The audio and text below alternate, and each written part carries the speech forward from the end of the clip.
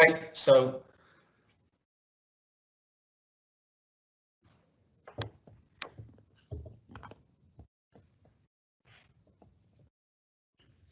welcome to the annual meeting of the Liverpool City Region Combined Authority. And I'd like to welcome all those present and those viewing to the first remote meeting of the Combined Authority. And the meeting will be broadcast live to the CA website and will be available for subsequent viewing.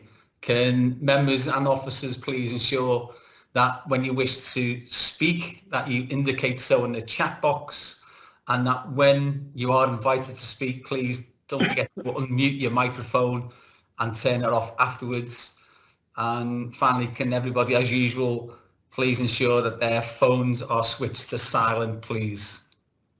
Item 15 contains an exempt appendix due to the information relating to the financial or business affairs of a person. And therefore, if we wish to discuss the content of this appendix, Jill will guide us through what we'll need to do at the time. Now, because this is our first of these types of meetings, before I do start, I'll ask each of the members to confirm that they are present. So voting members first. Councillor Polhill, can you confirm that you are present? I'm present. Councillor Morgan, can you confirm that you're present? Present, Chair. Mayor Anderson, can you also confirm you're present? Yeah, present, Chair. Councillor Baines, can you confirm that you're present? I'm present, Chair. Councillor Mayor, can you confirm that you're present?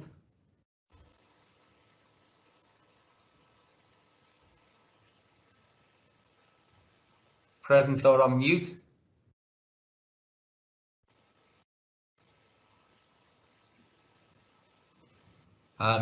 Councillor Mayor doesn't appear to currently be present. I don't know whether that's through some sort of technical issue. Looks like. Okay. We'll. Councillor Mayor is about to join us, so.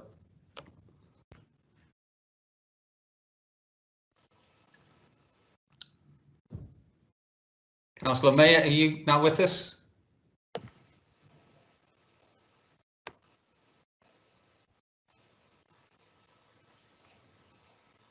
Chair, if he's not able to join us at this stage, I suggest you proceed, and hopefully he'll be able to join us shortly. We'll certainly notify you when he's joined. There's a message on my screen that says that he's trying to get in, so I was just seeing if I waited a couple of seconds whether that would automatically kick in. Okay, if somebody could chase that up for us, please. Indeed. And it looks like he may well have joined us. Councillor Hackett, can you confirm that you're present also?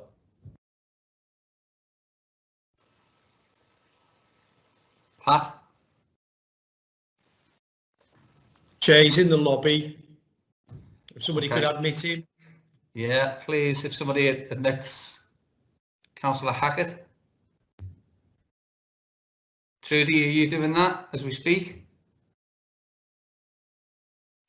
Yes, we're on that. I'll get that sorted now. Okay, fantastic. And then we'll come back to those two voting members in a second. On the non-voting members, Asif Hamid, can you confirm that you're present, please?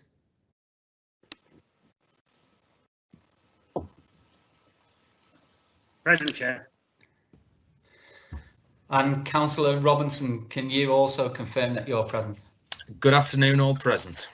Wow, okay, so there's bound to be some technical issues, aren't there, with something of this magnitude, and it's our first occasion. Can I just check to see whether in the intervening period that any of our voting colleagues have made themselves present? So, Councillor Mayor, are you now with us? I am indeed. Fantastic. And Councillor Hackett, have you been let out of the lobby? I have, yeah, I'm here now, Steve. Thank you. Okay, so fantastic. So we have a full house of those who would expect it to be here, who are able to vote, and non-voting members.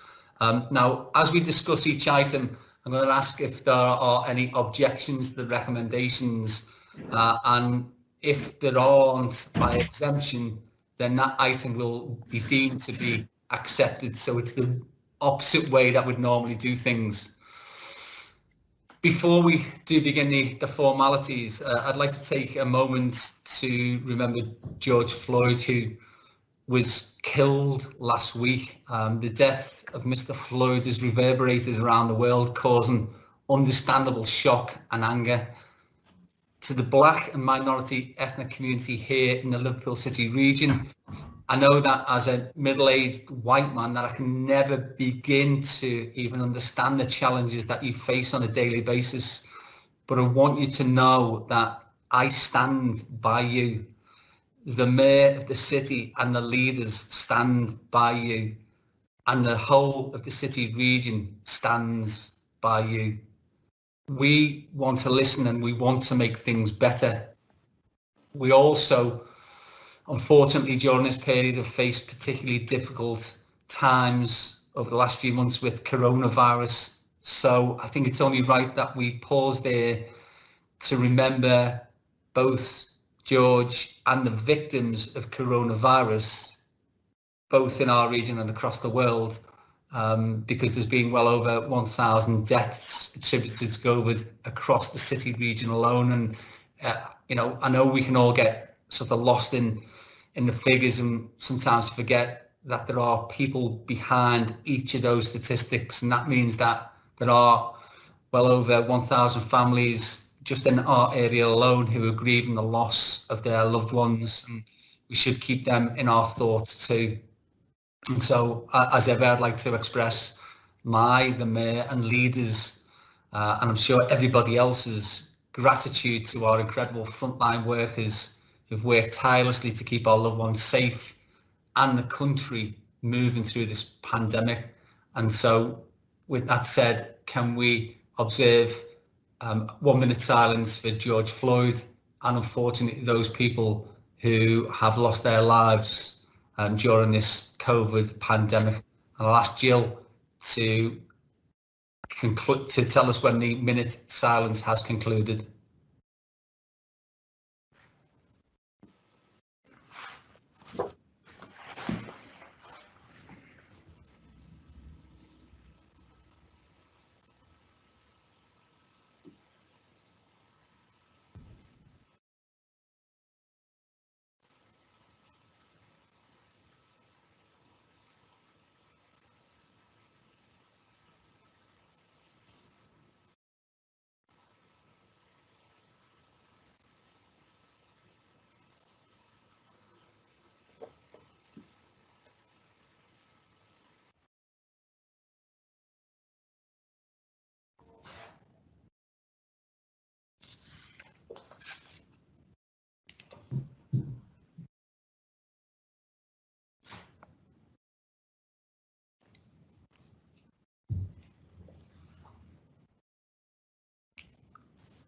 Chairman, that's the 1 minute silence concluded. Thanks, Jill. Okay, can we then move on to the formal agenda and apologies for absence? Trudy, any apologies that have been received? Thank you. I've received apologies from Jane Kennedy, Councillor Stinnett, Gideon Benthoven and Councillor Bowden. Any further apologies from anyone? Okay, item 2 is declarations of interest for members. Item 3 are the minutes of the previous meeting, which was held on the 20th of March 2020, which are included in pages 1 to 14. Does anybody have any objections to them? Therefore, they are agreed. Item 4 is a constitutional update, and Jill, can you take us through that particular amendment or group of amendments to the Constitution? Thank you, Chair. There are 4 recommendations before you today on the report. The first of those recommendations relates to amendments that have been identified in the Constitution necessary as a result of the pandemic and coronavirus regulations. The second and third regulations relate to financial procedure rules and the Code of Corporate Governance, all of which required updating. And the final recommendation publishes a list of the decisions that have been made since our last meeting on the 20th of March by the Head of Paid Service exercising his executive authority. Thank you, Chair. Any questions to Jill on item 4? If not, are there any objections to the recommendations that have been set out on page 15 of the report? Okay, no objections, so we'll take that as it's agreed. The next item, item 5, is the City Region Combined Authority nominations for 2021, and the report seeks approval of the nominations to the Combined Authority for the forthcoming municipal year. Frank is going to take us through that particular report. Thank you, Chair. As detailed at 1.1, purpose of the report, as you say, is nominations to the Combined Authority.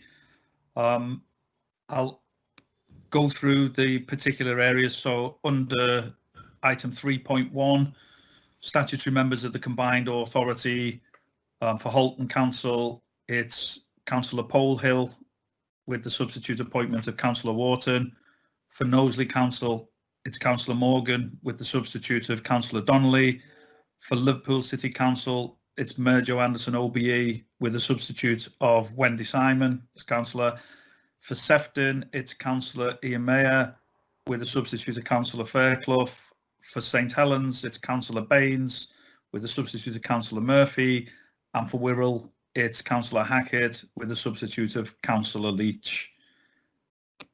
The representations to the City Region Local Enterprise Partnership membership is as the appointment Asif Hamid MBE and as the substitute Paul Corcoran. For the rest of the items, I'll just refer to the table numbers. At table 5.1, it proposes the nominations for portfolio holders. At table at 6.1, it defines the associate members, their appointments and substitutes. Under 7, it refers to non-voting members, and under 8, it picks up the appointment of deputy portfolio holders. If I may, there is an error at table 8.1 where Councillor Powell has been appointed to 2 deputy portfolios, but that error will be addressed by the Chair in the recommendation. Happy to take any questions. Thank you. Any questions for Frank on what he said?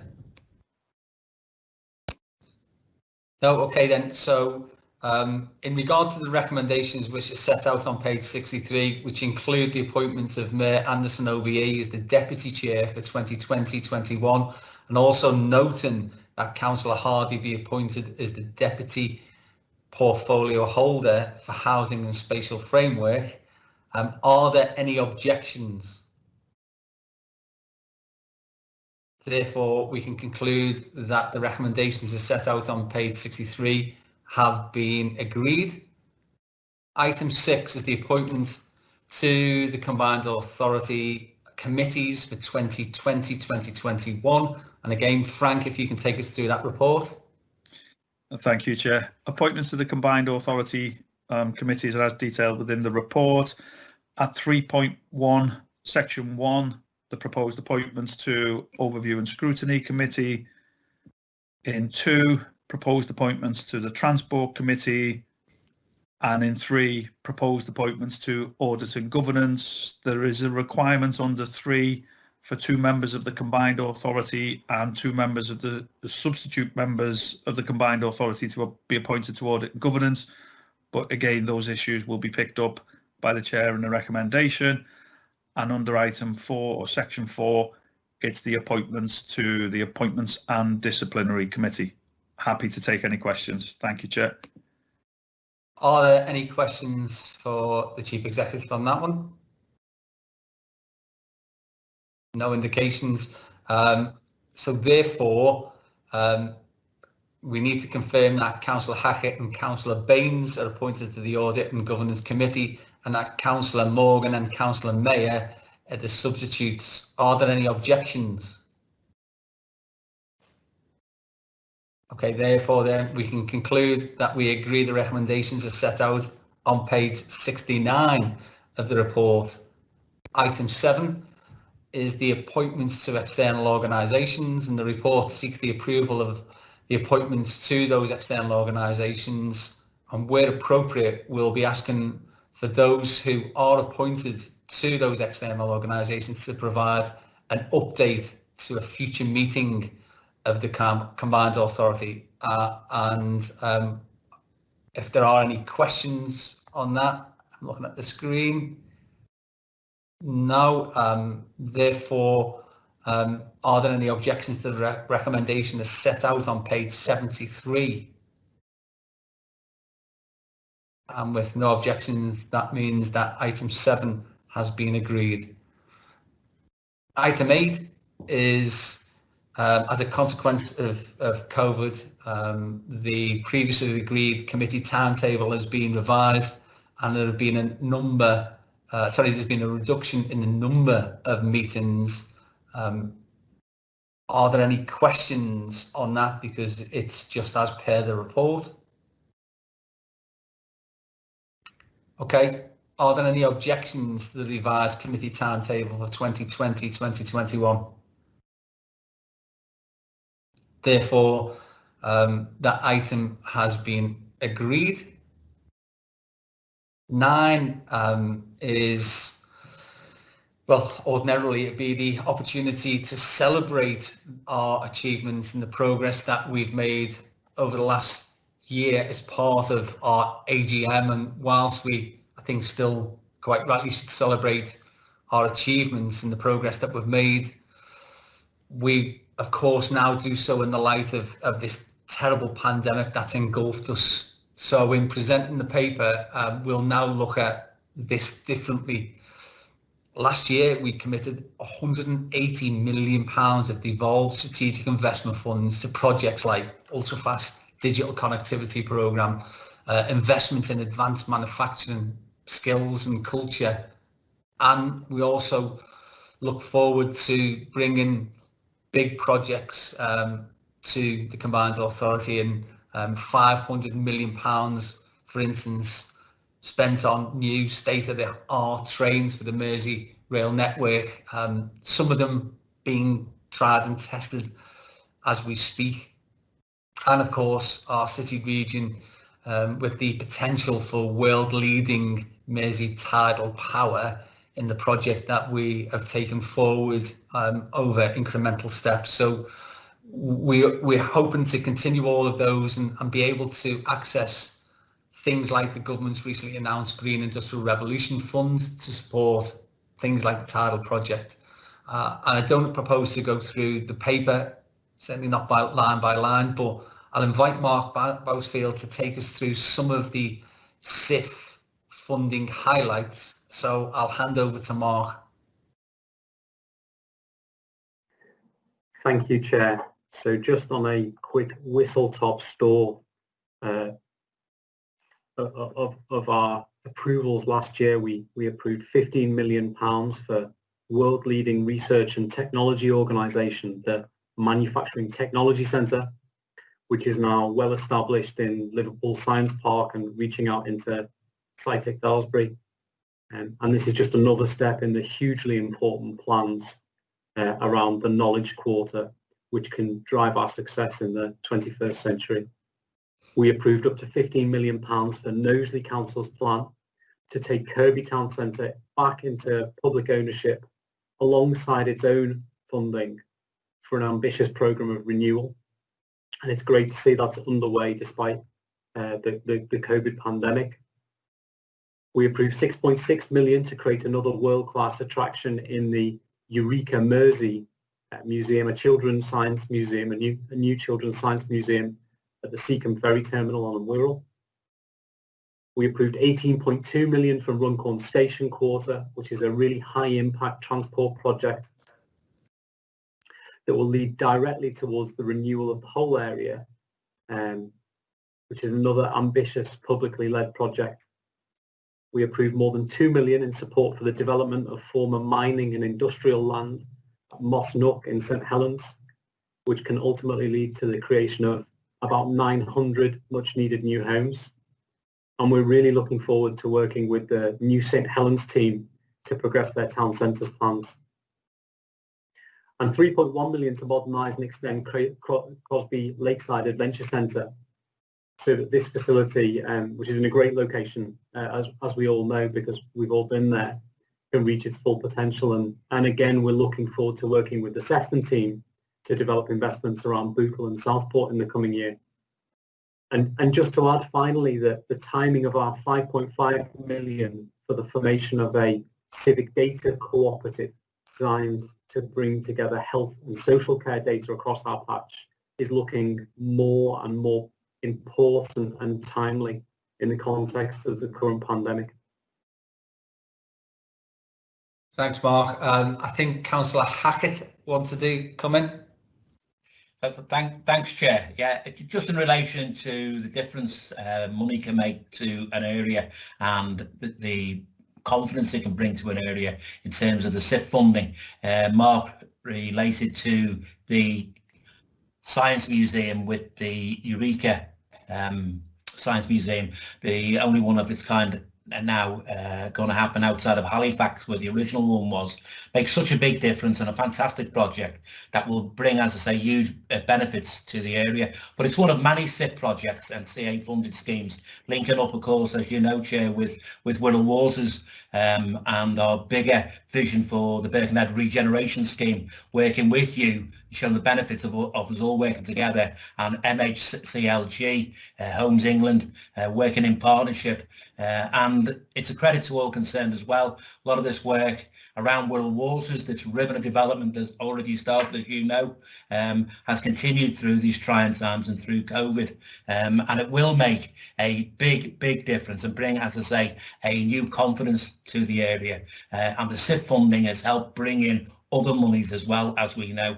So it's a real confidence booster, as I say, for the area, and it shows you what a little bit of money here and there can make, and certainly the SIF funding has played it's a major part in Birkenhead's revival that is starting. Thanks, Chair. Any other questions? Chair, can I just make a comment? I think Pat made an excellent point there about how important the funding is in terms of localism, in terms of how areas themselves, working with the combined authorities, can actually deliver for the local area. I think what shouldn't be lost, though, in this is not just that excellent point, but it's also, I think, power to you to argue and continue to demand more resources, more devolution funding and more powers to the city region, so we can continue to show how we can make a success of not only of employment opportunities but business growth as well. And I think, you know, the slides that Mark showed and the investment that's made should be made very clear to government, as that's the reason why we want more, because we can continue to show the success and how we create more success using that investment wisely.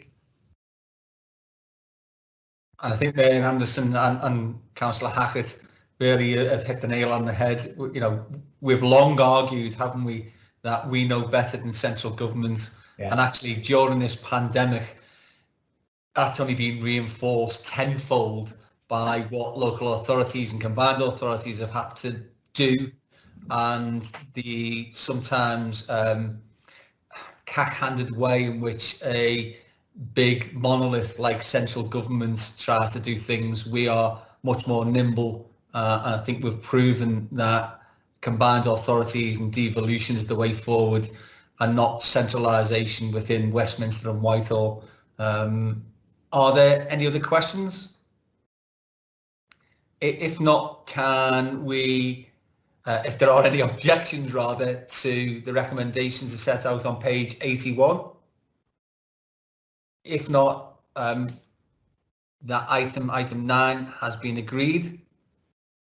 Item 10, therefore, is a COVID-19 update, and as everyone knows now, here in the Liverpool City region, we've been disproportionately affected by the pandemic with a greater impact than anywhere else in the country. And our top priority for local authorities and for the Combined Authority throughout the crisis has been protecting people's health and safety, as well as, of course, their jobs and livelihoods, and doing everything that we can to protect our economy and businesses. We know that our city region has been hit harder due to things like long-standing inequalities that local authorities have highlighted and been highlighting to successive governments for many decades. And this has meant that councils across the city region are having to spend out additional funding, in fact, £10 million a week to protect local residents. And over the next 6 months or so, it's estimated that that bill is likely to be around £341 million. And the Combined Authority initially has lost, £5 million a month. But we've only had, sounds like an awful lot of money, £100 million allocated so far from central government. And that goes nowhere near to funding the black hole of almost £250 million that has been lost to us. And I was very proud to speak on behalf of all of us as we launched our joint city region level campaign for fair local authority funding. And I wrote to the Prime Minister with the detailed evidence-based case for fair funding. And I'm pleased that that case has been prominently heard on a national level as well, through national media and coverage across the whole country. And I know that we'll all continue in our efforts collectively to persuade central government to give us the tools that we need to do the job, just as Mayor Anderson and Councillor Hackett were talking about, because the process actually has already started. In fact, on Thursday, I'll be participating in a ministerial deep dive. That's what the ministers call it, a deep dive from senior representatives across Whitehall. And from a city region perspective, I've asked that, for instance, test and trace, culture and the visitor economy, and employment and skills are considered by that group. It's clear, isn't it, that the scale of the immediate and long-term financial support required to our economy, which is going to run into hundreds of millions of pounds, can't be met from local resources alone. And so we also know that 95% of businesses in the city region were immediately impacted by the crisis. And that means on top of all that, we need to help our businesses to access central government funding support packages. And we've been listening closely to what those businesses and those business communities and representatives have told us locally, and what, for instance, other metro mayors have been doing. And we've been successful by lobbying government and changing national policy and speeding up unlocking government funds, like, for instance, the Retail, Hospitality and Leisure Grant Fund, extending the coronavirus business interruption loan scheme to smaller businesses, and stuff that we've been doing around those who are limited companies, and the whole business about people falling through the gaps. And we've also worked with the banking sector to ensure that we get money flowing as quickly as possible to businesses, and to drop the requirement, for instance, for personal guarantees, which is a nonsense. Our local authority partners have also been working tirelessly to attract £300 million worth of grants, so that grants between 10,000 and 25,000 are paid out to support local businesses. We've set up a dedicated helpline, and we've done online resource hubs via the growth platform with the LEP to help businesses, and we've funded new innovative business support programs, things like Sustain, Gather and Metal, which are receiving really positive feedback from those businesses who took advantage of them. And alongside all of this, we've been working to support the city region's vital socially trading organisations through something that's called the Kindred programme, working in partnership with Power to Change. We've been working closely with our constituent local authorities and our partners in the LEP, and businesses and trade unions and the community and voluntary sector, and of course national government, to assess the economic impact of coronavirus and to understand the needs of our businesses and communities, and to develop region-wide plans for that recovery, and are considering the impact of an emerging impact of recovery plans today. And finally, we launched LCR Cares, which was a crowdfunding campaign intended to offer small grants to community organisations who had stepped up to help their communities through the crisis. It started off with a few £1,000s, and I'm really proud that we've been able to raise and distribute over £1 million to hundreds of fantastic local organisations in every part of our city region, some who literally would have went under without the support that we've been able to provide.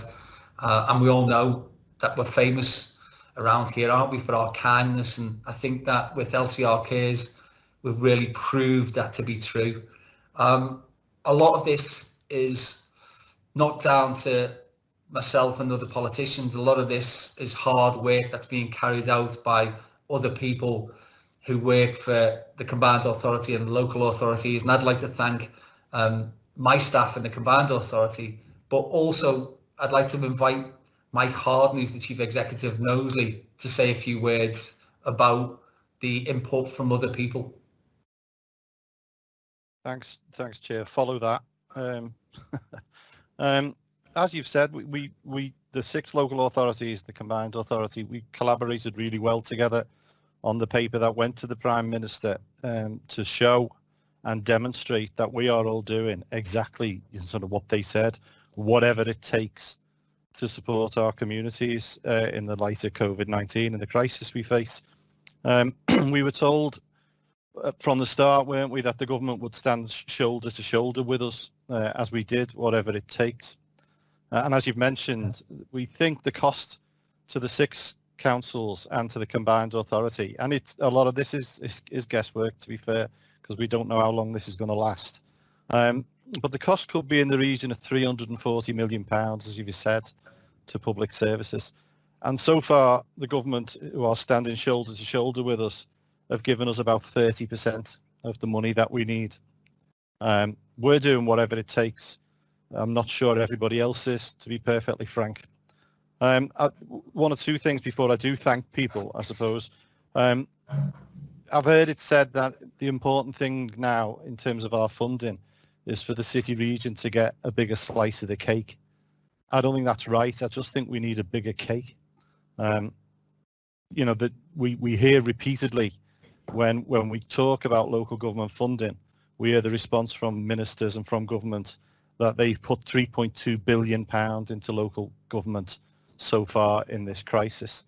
And we know 2 things about that number. We know that £3.2 billion is a hell of a lot of money.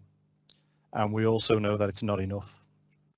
So having made those points, I just want to say it really was a collaborative piece of work. The treasurers for each of the local authorities and for the Combined Authority put a lot of hard work into it. Aileen Jones at the Combined Authority and our comms officers in particularly have really rowed in behind this. So I do want to recognise those people. Thanks, Chair. Brilliant, Mike. Thanks for that. And I've also shared a letter. I know chief executives have had it, but I've shared it with the mayor and the other leaders, which was received from Simon Clarke, MP, who's the Minister, as we know, for Regional Growth and Local Government, which confirms that the government expect the Combined Authority to lead on the economic recovery in our city region. And we will be pushing ahead exactly as you've said there, working collaboratively and trying to get a fair slice of the cake, whatever size that might be as well. And that would depend, I think, a lot on the funding methodology used to distribute that funding. And that's something I think we're all going to be speaking on Thursday very strongly to government about. Okay, with that said, is there anything anybody else wants to add? Okay, if not, I think we will move on to item 11. And item 11 is recovery planning and the progress to update, for the city region. And I know that we've just discussed some of this, but I've spoken at length to leaders about how our economic recovery and how as a city region we're going to emerge from this pandemic will be shaped by what we are able to do collectively and what we get from national government. And we know that we have a lot to defend. Our economy has improved exponentially over the last decade with real strength in innovation, with advanced manufacturing, tourism, of course, and culture. But we also know that too many people have not felt the benefit of the improvements, and our goal is a globally competitive and environmentally responsible and socially inclusive economy that we want to build. And the pandemic certainly hasn't reduced our ambitions, but it's perhaps changed how we can achieve it. So I've asked officers to work with our leaders and with our businesses and third sector organisations, trade unions, and all the other stakeholders that we have to pay cognizance to. And I've asked them to recognise the scale of the challenge and our need to work well with governments. And I think through partnerships and devolution, as it's just been said, that's the way forward. So we have established a recovery panel and to get that sort of coordination and to get the ambition right for us all. And Asif Hamid may wish to say a little bit more about this, but besides the recovery panel, our own discussions at the Combined Authority are going to be absolutely critical. So I'll just hand over to see whether Asif wants to come in at that point. Thank you, Steve. Just to reiterate, I think what Mike and yourself said, first of all, I think I'd like to thank the local authorities for getting out the money very, very quickly. I've got to say the immobilisation and the approach that they took was fantastic. So compliments to them. I think you've helped survive many, many businesses who otherwise wouldn't be around today and be able to survive. I think overall the scheme, and I think it's something we've got to live with as a reality, is that not every business is going to survive. You know, we don't have enough money in our region. We certainly don't have enough to support the businesses who require it. So the national plan of support is needed more and more. And I think the furlough scheme, as it comes towards an end, will create more distress for us as a region. I think, you know, we actively now are engaging with government, as you know, Steve, through some of the schemes that were initially set up, from furlough to bounce back loans, to try and get it more and more incorporated. But, you know, we've got to actively, and we are actively consulting with businesses and working closely with the local authorities and the CA and pulling together the recovery plan. I think it's vital during this period that, you know, we work closely to try and protect what we've got, because the easiest thing is to protect what we've got before we look at the other new opportunities. I think at the same time, what we've got to do is to look at some of the quicker wins we've got. And we've set a challenger group up, as you know, Steve, which is international business people and investors who normally, you know, have come through credit crunches and look at investment at these times to help to guide us and challenge some of the ideas and thoughts we've got. But I think the key is, you know, how do we create employment quickly over the next 12 months to help support where we are? And I think that's the key.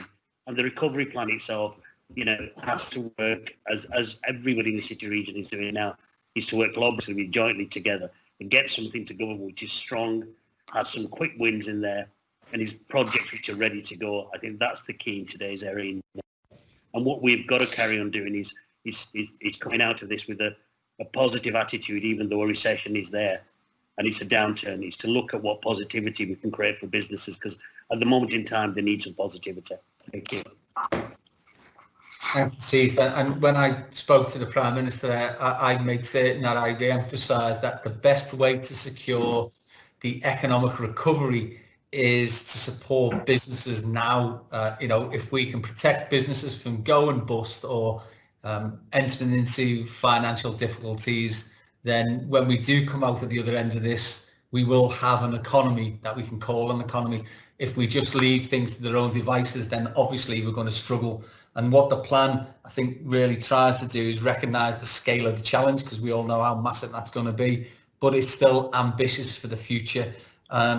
We can exploit some of the opportunities that do arise if we work together. So the idea is to build back better. And Aileen, will you just now summarise what that emerging plan looks like? Yeah, thanks, Chair. The paper does two things. It sets out our initial analysis of the economic impact of COVID and our thinking, as the Mayor said, to date on a recovery plan, which we've framed around 4 key themes. Just looking at the economic analysis first, pre-COVID, as the Mayor said, our economy had improved significantly.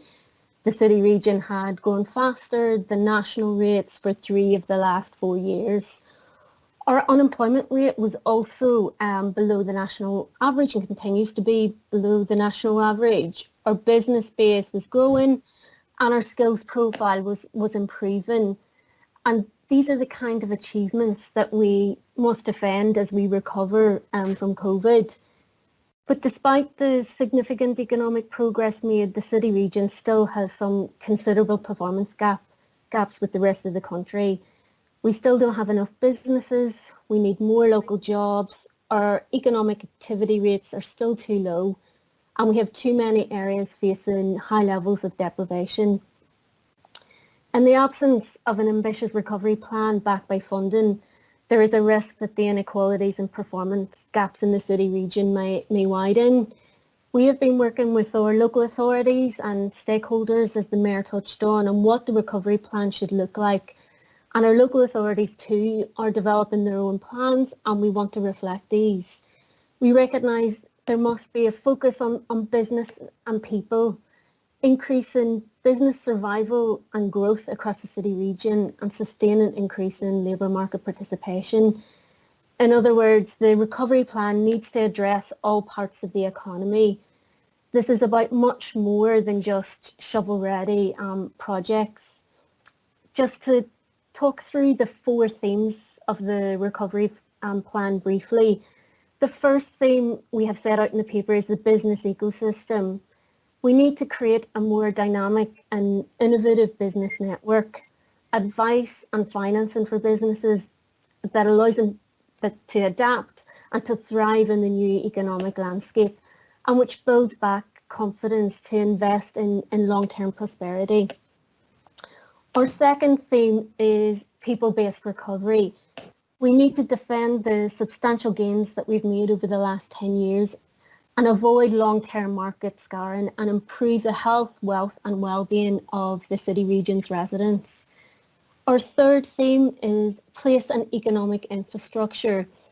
We need to develop shovel-ready and strategic investment opportunities across sectors, aligned to our local industrial strategy, and that is also responsive to government's own priorities and to deliver economic infrastructure that is needed for recovery and growth. Our fourth theme is opportunities to build back better. The recovery phase provides us with an opportunity to define a new normal and, as the Mayor said, reset the city region's economy, as well as change the way organisations work and interact and try to rebuild in a more environmentally sustainable way and create a more sustainable economy in line with good growth principles. Just a final point, the recovery plan will drive the city region's engagement with government on recovery funding and policy. It'll provide strategic direction for the Combined Authority's medium-term activities, and most importantly, it provides a framework for collaborating across the city region. Thanks, Chair. Any questions for Aileen? Okay, are there any objections therefore to the recommendations as set out on page 95? No? Okay then, so we agree the recommendations on item 11. Item 12 is the Combined Authority review, revenue and capital outturn report for 2019-2020, and John Fogarty is going to talk us through that report. Yes, thank you, Mayor. This report deals with the last financial year, which was obviously a very significant one for the mayoral CA. It was the first year that the mayoral CA collected a precept, and this report shows how that was used. There are some variances in the year, and Table 2 highlights those variances in greater detail. As you will see, mainly they're a result of some project spend on key priorities, those that have already been referred to previously in the annual review, moving into the current year.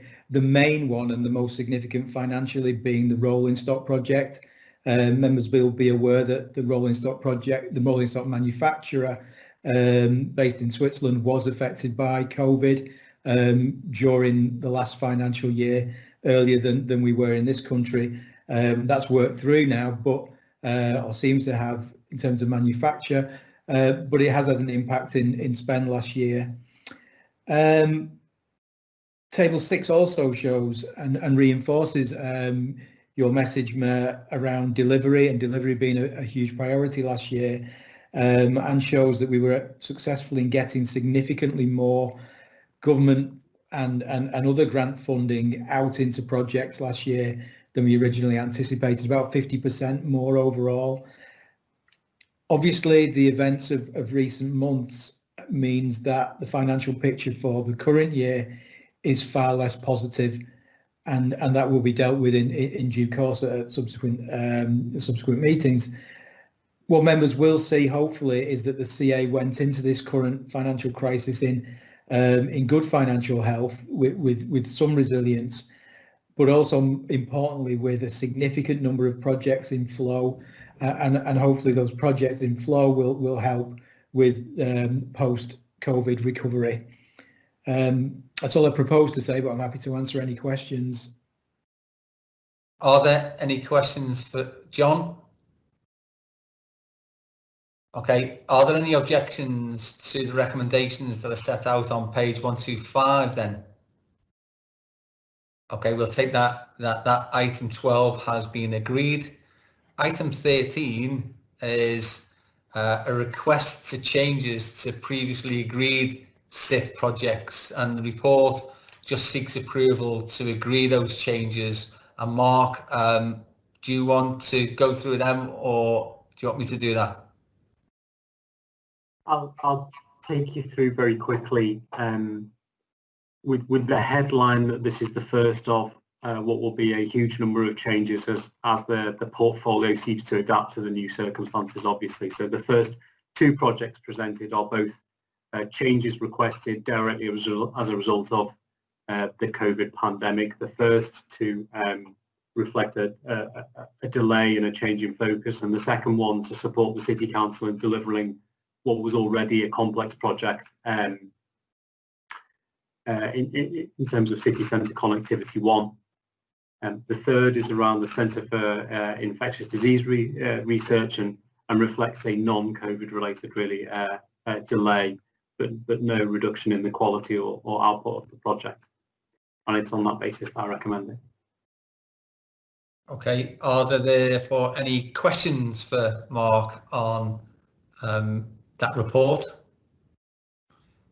Okay, doing it the opposite way around again. Are there any objections to the recommendations as set out on page 143? No, we'll take that's agreed. Item 14, therefore, is the Growth Hub Fund, and before members do consider this report, I'd like to hand over to Jill. Thank you.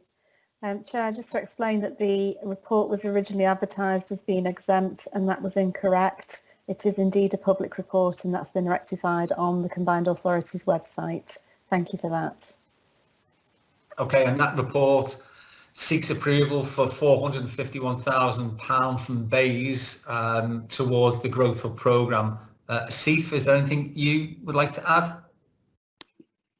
No, nothing, Chair, except to say that it's a well welcomed amount of money coming from Bays directly to the Growth Hub via the Combined Authority of the holding body. So I welcome it. I think it was a good bid that was put in the submission.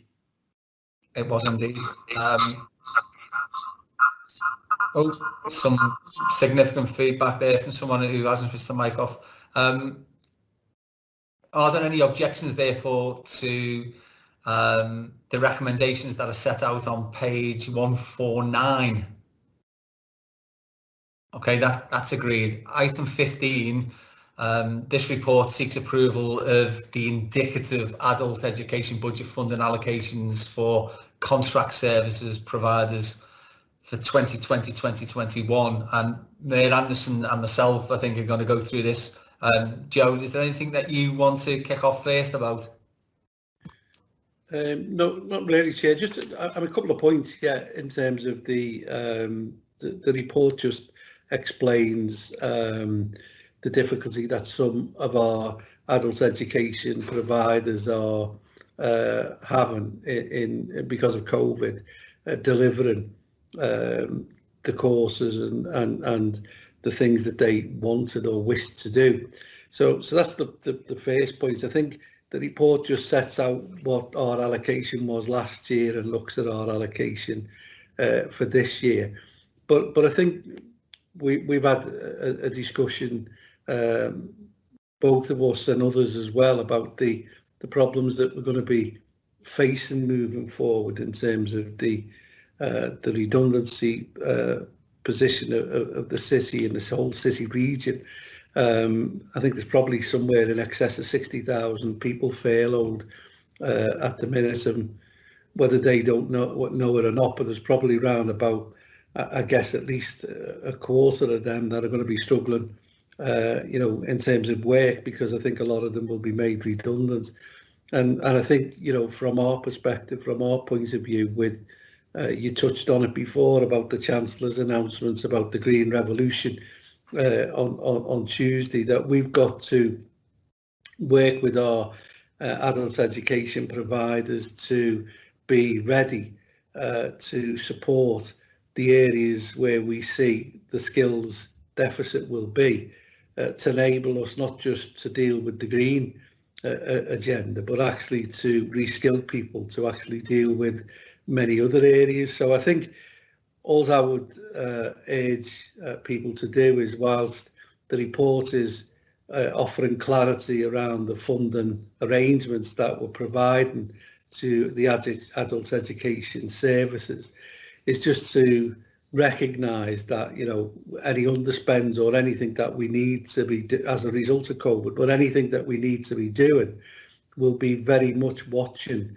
the economy, what happens in the region, and also announcements from government around potential of retrofit of properties, the green revolution, carbon capture, the things that you spoke about before, about the tidal barrage and all those things, where we'll be leading to look at reskilling, looking at apprenticeships, the apprenticeship levy, and whether we can tap into that, as both you and I are on record as saying it's so frustrating that the governments are sitting on probably around about £1.5 billion of apprenticeship levy funding, but aren't rolling that out to areas like Liverpool and other places that could actually use it to start employing young people and middle-aged people, to get them into apprenticeships. So it's just about making sure that we're aware of that, Chair. This is pretty much a moving feast, but what the report does is highlights the lack of movement, if you like, because of COVID with some of our providers, but we're continuing to support them, funding them, enabling them to keep operational as we move forward. Yeah, and of course we're going to need our training providers, because not only are we going to have all the things that you said about upskilling, and we've already got skills gaps and skill shortages, we are going to have new ways of working. The very fact that me and you, two middle-aged people, are able to converse via Teams or Zoom or wherever we're on, would have been something that for me just a few months ago would have seemed farcical. But this is going to be the new way of the world, isn't it? So new ways of working will be important as well as part of that mix. And of course, if we can get a bigger slice of the apprenticeship levy funding, which we are entitled to because it's been raised by employers in our city region, then we can do an awful lot more work. And again, I'll be lobbying the government. And when I spoke to Boris Johnson, that was the one thing that I said that we needed. We need to give a guarantee to young people. It appears that the governments are saying that they're giving an apprenticeship guarantee. We need a young person's guarantee across the country, and we'll be looking at what we can do as a city region to be perhaps a pilot scheme for something like that. But of course, adult education budgets are not just for those people at the younger end of that scale. They are for anybody, and we need assistance because we're going to find an awful lot of people who will need that upskilling in the future. So yeah, you're absolutely spot on with that analysis, Joe. And if anybody else has got any questions, we can certainly open it up. Cheers.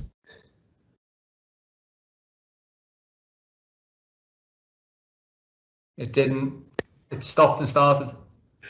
I was just saying, I'm delighted that you called me middle-aged, so I just wanted to leave the conference at this juncture while I'm happy. I'm not going to say too old, fellas, am I? For God's sake. Okay. Are there any objections to the recommendations as set out on page 153? Sorry. Okay, if there are no objections, it appears that we've agreed item 15. 16 is our final report, which seeks the approval to accept grant funding from DFT to support the delivery of walking and cycling measures as the COVID-19 travel restrictions really begin to start to be eased, I suppose. But Councillor Robinson was going to take us through that particular report. Yeah, many thanks, Steve. Obviously, the report, as you've said, is to accept a couple of DFT grants and then in consultation with Combined Authority members, actually disperse them across the districts for delivery on the ground. The first component part of the report is acceptance of £12.662 million of pothole challenge funding.